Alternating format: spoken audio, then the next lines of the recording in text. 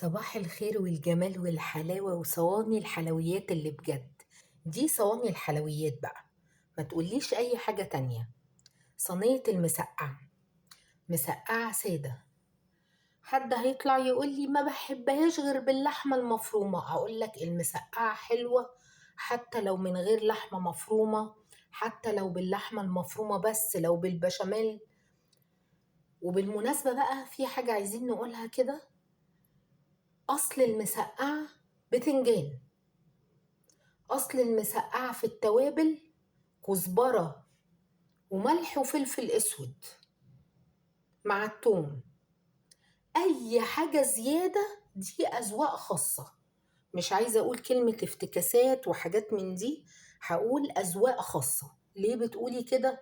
لأن أنا لقيت في بقى بدع جديدة في المسقعة.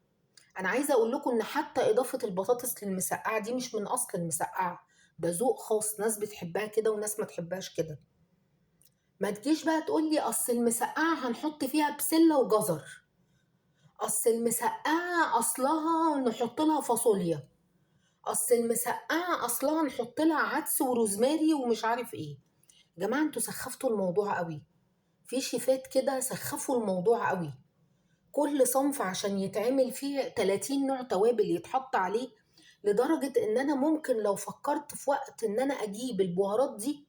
دي البهارات دي مكلفة جدا.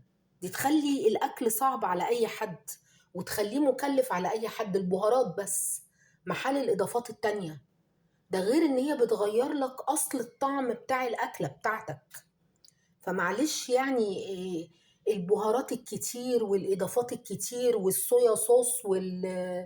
وايه تاني ودبس الرمان ومش عارف ايه، كل الحاجات دي مش من اصل الوصفات.